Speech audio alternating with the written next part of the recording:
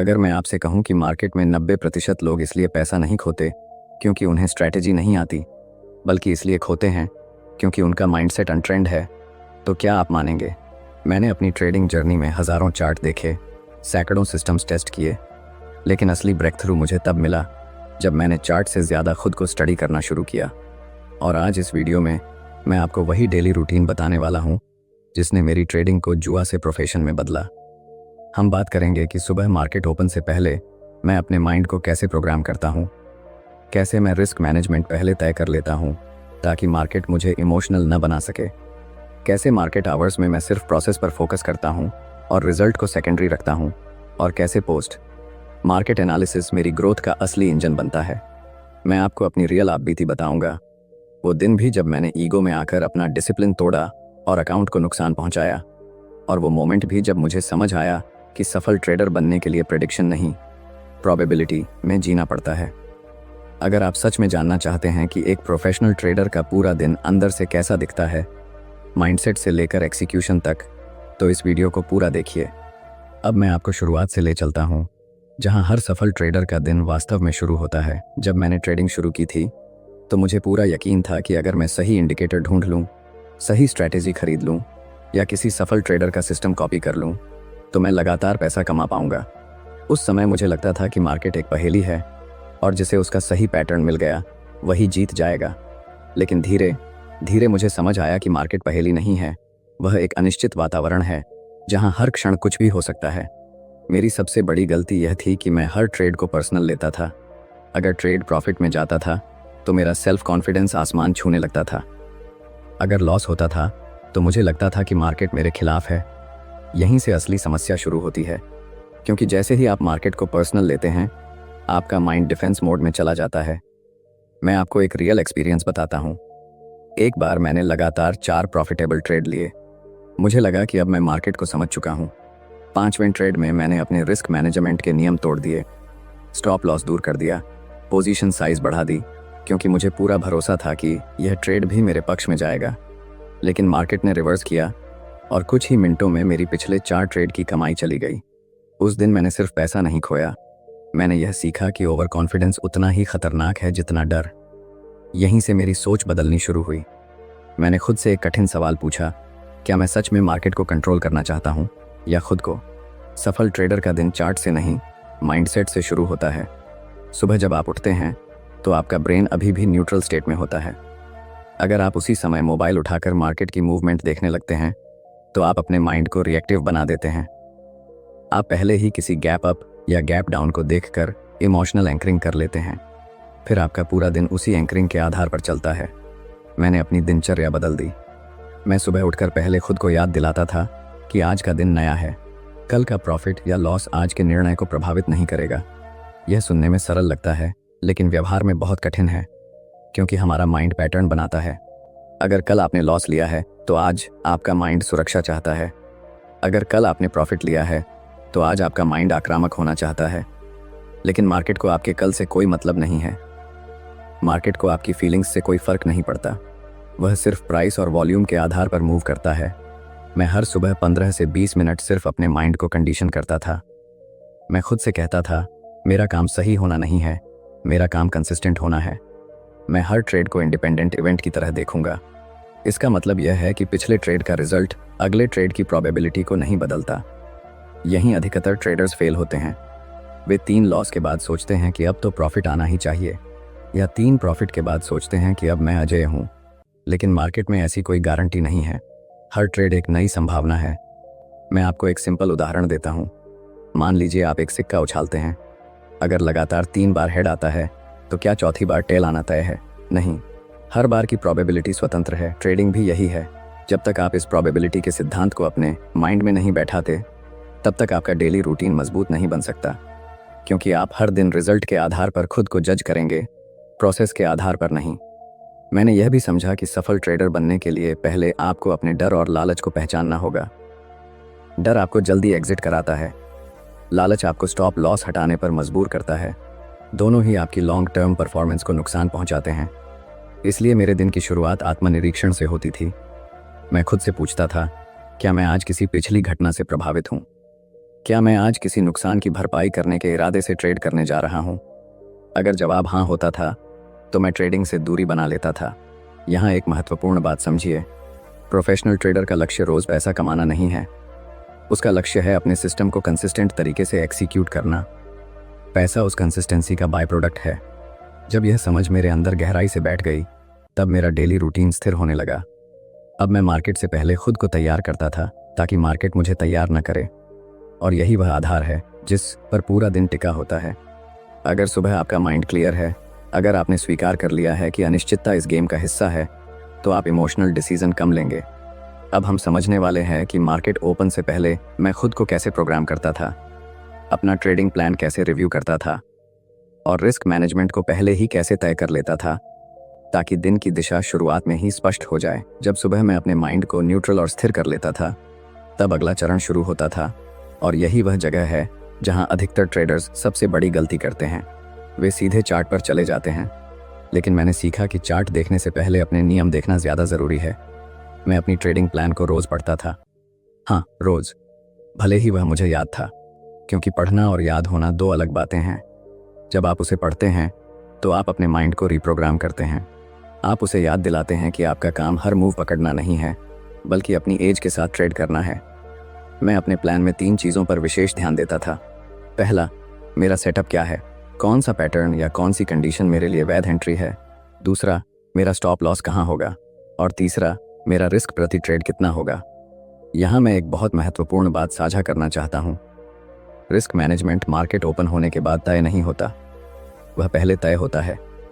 अगर आप मार्केट खुलने के बाद सोचते हैं कि कितना रिस्क लेना है, तो उस समय आपका निर्णय इमोशन से प्रभावित होगा। मैं पहले ही तय कर लेता था कि आज मैं अपने अकाउंट का अधिकतम एक निश्चित प्रतिशत ही रिस्क करूंगा। अगर 3 लॉस लगातार होते हैं तो मैं दिन बंद कर दूंगा। यह नियम मैंने दर्द से सीखा। एक समय था जब मैं सोचता था कि अगर अभी लॉस हुआ है तो अगला ट्रेड बढ़ा लेना चाहिए ताकि रिकवरी जल्दी हो जाए, लेकिन यही मानसिकता अकाउंट को धीरे धीरे खत्म कर देती है। मार्केट में रिवेंज ट्रेडिंग सबसे खतरनाक जाल है। आप सोचते हैं कि आप लॉस रिकवर कर रहे हैं, लेकिन वास्तव में आप अपना कंट्रोल खो रहे होते हैं। प्री मार्केट में मैं यह भी देखता था कि आज कोई हाई इम्पैक्ट न्यूज़ तो नहीं है। अगर कोई बड़ा इवेंट है तो वोलेटिलिटी अनियमित हो सकती है। मेरा सिस्टम अगर ट्रेंड बेस्ट है तो मैं न्यूज़ के समय ब्रेकआउट ट्रेड नहीं लेता था, क्योंकि उस समय प्राइस बिहेवियर रैंडम हो सकता है। इसके अलावा मैं अपने चार्ट पर सिर्फ ज़रूरी लेवल्स मार्क करता था, सपोर्ट, रेजिस्टेंस की एरिया। मैं चार्ट को इंडिकेटर से भरता नहीं था, क्योंकि ज़्यादा जानकारी अक्सर निर्णय को जटिल बना देती है। क्लैरिटी सादगी में होती है। मैं खुद से एक कमिटमेंट दोहराता था, मैं मार्केट से कुछ लेने नहीं जा रहा हूँ, मैं सिर्फ अपने प्लान को एग्जीक्यूट करने जा रहा हूँ। यह वाक्य साधारण लगता है, लेकिन इसमें गहरा साइकोलॉजिकल प्रभाव है। जैसे ही आप मार्केट से कुछ लेने की भावना रखते हैं, आप अपेक्षा बनाते हैं, और अपेक्षा टूटती है तो इमोशन सक्रिय होता है। मैं हर दिन यह स्वीकार करता था कि आज मुझे लॉस भी हो सकता है, और अगर लॉस होता है तो वह मेरे सिस्टम का हिस्सा है। जब आप पहले ही लॉस को मानसिक रूप से स्वीकार कर लेते हैं तो स्टॉप लॉस हिट होने पर आपका माइंड शॉक में नहीं जाता। मैं एक छोटा सा विजुअलाइजेशन करता था। मैं खुद को देखता था कि मेरा ट्रेड स्टॉप लॉस हिट कर रहा है और मैं शांत हूँ। फिर मैं खुद को देखता था कि ट्रेड टारगेट हिट कर रहा है और मैं फिर भी शांत हूँ, क्योंकि मेरा लक्ष्य इमोशनल स्थिरता है, न कि उत्तेजना। यहीं से डिसिप्लिन की शुरुआत होती है। डिसिप्लिन कोई प्रेरणादायक शब्द नहीं है, ये एक स्ट्रक्चर है। जब आप पहले से तय कर लेते हैं कि क्या करना है और क्या नहीं करना है, तो आप रियल टाइम में कम संघर्ष करते। प्री मार्केट की यह तैयारी मुझे एक अलग मानसिक स्थिति में ले जाती थी। अब मैं मार्केट से लड़ने नहीं जा रहा था, मैं उसे स्वीकार करके उसके साथ चलने जा रहा था।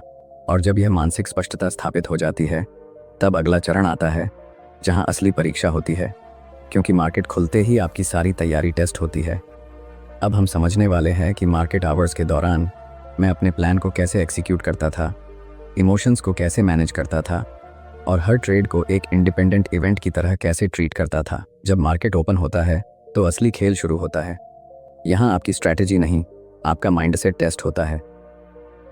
प्री मार्केट में आपने जो भी तय किया था, अब उसे रियल टाइम में एग्जीक्यूट करना है। मार्केट खुलते ही प्राइस तेजी से मूव करता है, कैंडल्स बड़ी होती हैं, वोलेटिलिटी बढ़ती है, और यही वह क्षण होता है जहां अधिकतर ट्रेडर्स अपने नियम भूल जाते हैं। लेकिन मैंने अपने लिए एक स्पष्ट नियम बनाया था। ओपन के शुरुआती मिनट्स में मैं कोई जल्दबाजी नहीं करता था। मैं ऑब्जर्व करता था। ऑब्जर्व करना एक एक्टिव प्रोसेस है। मैं देखता था कि प्राइस मेरे मार्क किए हुए लेवल्स के आसपास कैसे बिहेव कर रहा है। क्या वॉल्यूम कंफर्म कर रहा है? क्या मूव ऑर्गेनिक है या सिर्फ रैंडम स्पाइक है? यहाँ एक महत्वपूर्ण बदलाव मैंने अपने माइंड में किया था। पहले मैं मार्केट से पूछता था, आज मुझे कितना प्रॉफिट मिलेगा। अब मैं खुद से पूछता था, क्या आज मुझे वैध सेटअप मिल रहा है? अगर सेटअप नहीं मिलता था तो मैं बैठा रहता था। यह आसान नहीं है। स्क्रीन के सामने बैठकर कुछ न करना जबकि मार्केट मूव कर रहा हो, यह मानसिक परिपक्वता मांगता है। लेकिन मैंने सीखा कि नो ट्रेड भी एक निर्णय है, और कई बार सबसे अच्छा निर्णय है। जब मेरा सेटअप आता था तो मैं बिना हिचकिचाहट एंट्री लेता था, क्योंकि रिस्क पहले से तय था, स्टॉप लॉस पहले से निर्धारित था। मुझे सोचना नहीं पड़ता था कि अगर यह उल्टा गया तो क्या होगा। वह पहले ही स्वीकार किया जा चुका था। ट्रेड में रहने के दौरान मैं हर छोटी कैंडल पर रिएक्ट नहीं करता था। अगर मैंने टारगेट और स्टॉप तय कर दिया है तो बीच की नॉइज़ को मैं इग्नोर करता था। यही वह जगह है जहां अधिकतर ट्रेडर्स गलती करते हैं। वे प्राइस को हर सेकंड देखते हैं और डर या लालच के कारण जल्दी एग्जिट कर जाते हैं। मैं हर ट्रेड को एक इंडिपेंडेंट इवेंट की तरह देखता था। अगर पिछला ट्रेड लॉस में था तो भी अगले ट्रेड की प्रोबेबिलिटी नहीं बदलती। अगर पिछला ट्रेड प्रॉफिट में था तो भी मैं आक्रामक नहीं होता था। एक और महत्वपूर्ण आदत मैंने विकसित की। हर ट्रेड के बाद मैं स्क्रीन से कुछ मिनट के लिए दूर चला जाता था। ये छोटा सा ब्रेक मुझे इमोशनल कैरी ओवर से बचाता था, क्योंकि अगर आप लगातार स्क्रीन ऐसे चिपके रहते हैं तो आपका माइंड ओवर ट्रेडिंग की ओर झुक सकता है। मार्केट आवर्स में मेरा लक्ष्य पैसा कमाना नहीं था। मेरा लक्ष्य था प्रोसेस को फॉलो करना। अगर दिन के अंत में मैंने अपने सभी नियमों का पालन किया तो वह दिन सफल है, चाहे रिजल्ट कुछ भी हो। यहीं से कंसिस्टेंसी बनती है, क्योंकि लॉन्ग टर्म में वही ट्रेडर टिकता है जो अपने सिस्टम को अनुशासन के साथ दोहराता है। जब मार्केट क्लोज के करीब आता था तो मैं नए ट्रेड लेने से बचता था जब तक कि सेटअप बिल्कुल स्पष्ट न हो। दिन के अंत में थकान भी निर्णय को प्रभावित कर सकती है। इस तरह पूरा ट्रेडिंग सेशन प्रोसेस ड्रिवन बन जाता है, इमोशन ड्रिवन नहीं। अब हम समझने वाले हैं कि मार्केट क्लोज होने के बाद मैं अपने ट्रेड्स का पोस्ट मार्केट एनालिसिस कैसे करता था, जर्नलिंग के जरिए अपनी परफॉर्मेंस को कैसे मापता था, और असली ग्रोथ वहीं से कैसे शुरू होती थी। जब मार्केट क्लोज होता है तो अधिकतर लोग स्क्रीन बंद करके दिन खत्म मान लेते हैं, लेकिन मेरे लिए असली काम यहीं से शुरू होता था, क्योंकि ट्रेडिंग में ग्रोथ लाइव मार्केट में नहीं बल्कि रिव्यू के दौरान होती है।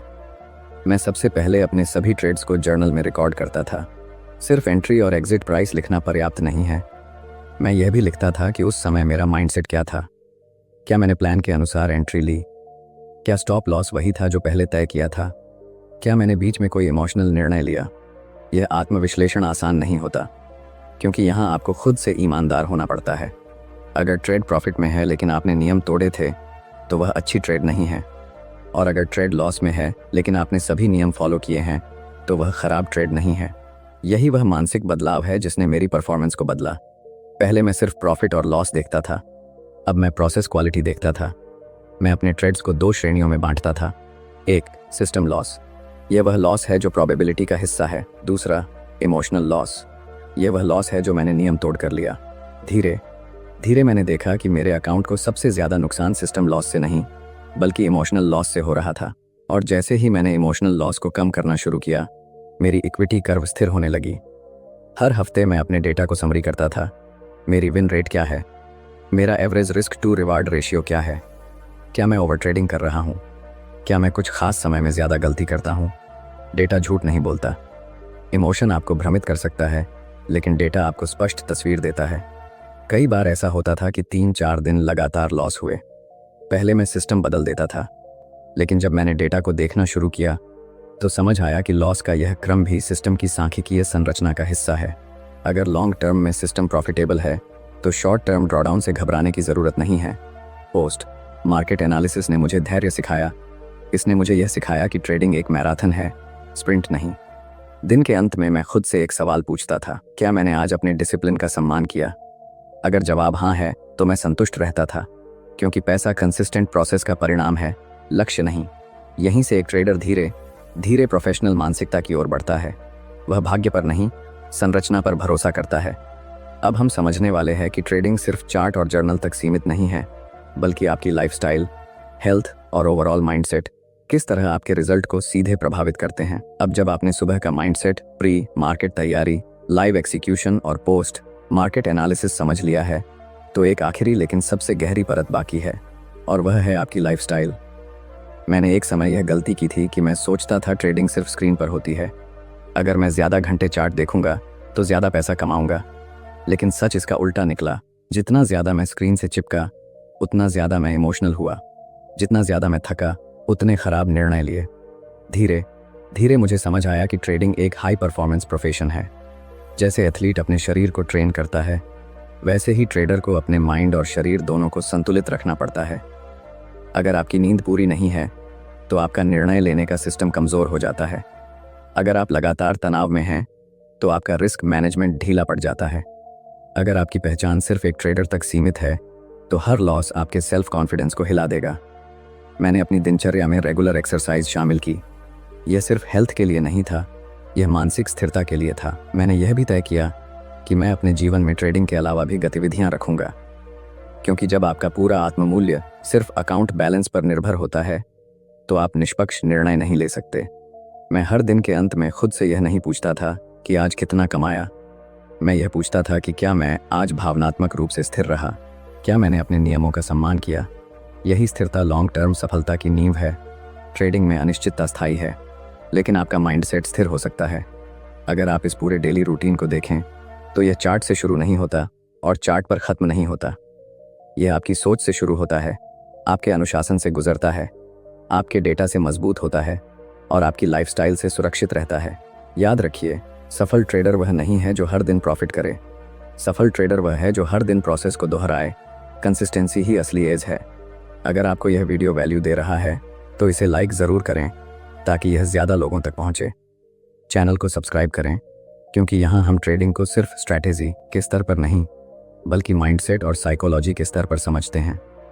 कमेंट में ज़रूर बताइए कि आपके डेली रूटीन में सबसे बड़ी कमज़ोरी कहाँ है, ताकि हम उसे अगली वीडियो में गहराई से डिस्कस कर सकें। अंत में मैं यही कहूँगा, मार्केट को बदलने की कोशिश मत कीजिए, खुद को बदलना शुरू कीजिए। जब आप खुद पर महारत हासिल कर लेते हैं तब मार्केट सिर्फ एक अवसर बन जाता है, खतरा नहीं। यही प्रोफेशनल ट्रेडिंग की असली समझ है।